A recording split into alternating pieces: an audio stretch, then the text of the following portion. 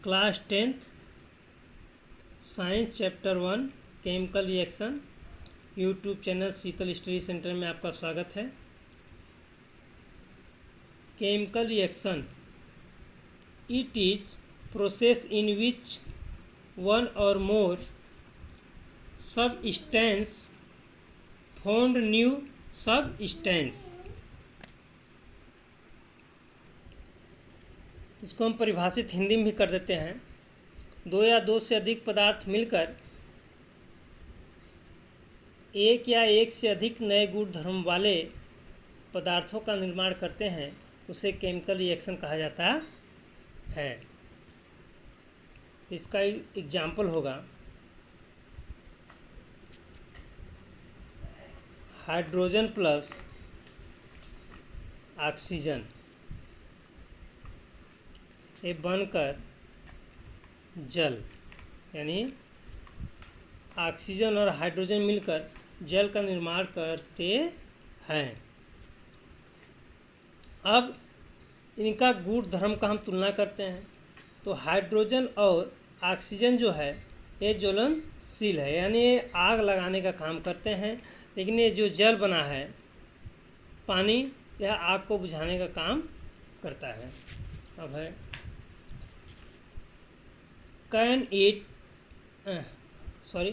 and it can't be reversed by physical method। ठीक, यानी इसे हम पुनः उस अवस्था में भौतिक विधियों द्वारा नहीं ला सकते हैं। ठीक, भौतिक विधियाँ यानी 9th में पढ़े हैं, मैग्नेटिशियम, फिल्ट्रेशन, सेंट्रीफ्यूगेशन, डिस्टिलेशन, ऑब्रेशन। ठीक, ये 5 है। ये 9th में आपको पढ़ाया गया है, आप पढ़ चुके होंगे। इसके द्वारा हम जो है कि पुनः उस अवस्था में इसे हम नहीं ला सकते हैं। Chemical reaction involves, chemical reaction involves यानी चेंज इन स्टेट, अवस्था में परिवर्तन होगा। चेंज इन कलर, उनके रंग में परिवर्तन होगा। चेंज इन टेम्परेचर, तापमान में भी परिवर्तन होगा। यानी जब रिएक्शन हम कराएंगे तो उसमें अवस्था भी चेंज होगी, कलर भी बदलेगा और टेम्परेचर भी बदल जाएगा। इवोल्यूशन ऑफ गैस, और गैस का निष्कासन भी होगा, यानी गैस का उत्सर्जन भी होगा, गैस भी निकल सकता है। आगे हम पढ़ेंगे अब chemical reaction happen in our daily life. हमारे जीवन में रासायनिक अभिक्रियाओं का जो डेली उपयोग होता है। डाइजेशन ऑफ फूड, यानी जब हम भोजन करते हैं तो जो हमारे पेट में पाचन होता है वह भी एक रासायनिक अभिक्रिया है। रिप्रेशन, श्वसन यानी सांस लेना, यानी जो हम सांस लेते हैं वह भी एक रासायनिक अभिक्रिया है। रस्टिंग ऑफ आयरन, लोहे पर जंग लगना, यानी जब लोहे को अगर हम खुले में रख लेते हैं, जब वह नमी पाता है तो उसमें जंग लगना शुरू हो जाता है, यह भी एक रासायनिक अभिक्रिया है। फॉर्मेशन ऑफ कर्ड, दही का जमना, क्योंकि गर्मियों में हम दूध को खुला रखते हैं क्योंकि तापमान अधिक होता है तो दही के रूप में दूध कन्वर्ट हो जाता है। तो जो दूध से दही का बनना होता है वह भी एक रासायनिक अभिक्रिया है। नेक्स्ट है अभिकारक और उत्पाद।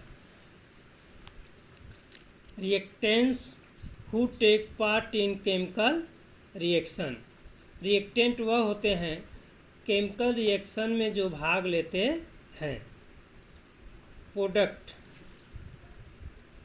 The substance which are formed in chemical reaction. हम कहेंगे प्रोडक्ट वो होते हैं जो सबस्टेंस में केमिकल रिएक्शन में नया सबस्टेंस बनता है, उसे हम कहते हैं प्रोडक्ट्स। ठीक, एग्जाम्पल इसका देख लेते हैं। When magnesium ribbon burnt in air कोष्टक में oxygen gives us magnesium oxide. तो हम देख लेते हैं कि जब हम मैग्नीशियम और ऑक्सीजन से मिलकर क्या बनता है, मैग्नीशियम ऑक्साइड। तो ये दो मैग्नीशियम और ऑक्सीजन जो है यह रिएक्टेंट है, अभिकारक हैं, और ये जो मैग्नीशियम ऑक्साइड बनता है वो यह प्रोडक्ट्स है, यह उत्पाद होगा। ठीक। अब नेक्स्ट है, चलिए देखते हैं इसमें केमिकल इक्वेशन। एक chemical reaction can be represented by chemical equation. कोई भी केमिकल रिएक्शन होता है उसमें केमिकल रिएक्शन से यानी केमिकल इक्वेशन से दर्शाया जाता है या शो किया जाता है। इसमें सिंबल का भी प्रयोग किया जाता है, लेकिन दिया है ना इसमें इट इन वो वेस use of symbols of substance of reactant and product which mention of physical state. यानी इसमें भौतिक स्थितियों को भी दर्शाया जाता है कि ठोस है कि द्रव है कि गैस है कि जली विलयन है। सॉलिड, लिक्विड, गैस, एक्वस, यानी इन सभी को भी दर्शाया जाता है कि यह किस स्थिति में है। और कोई समीकरण जब रिएक्शन होता है तो उसमें यह चीज़ें भौतिक स्टेट दर्शाया जाता है। यानी चाहे सब स्टेंस में दो या दो से अधिक प्रोडक्ट उनके सिंबल का प्रयोग किया जाता है, उनकी फिजिकल स्टेट भी मेंशन की जाती है। तो अगले हम वीडियो में देखेंगे कि भौतिक स्टेट को कैसे दर्शाया जाता है। या हम बता देते हैं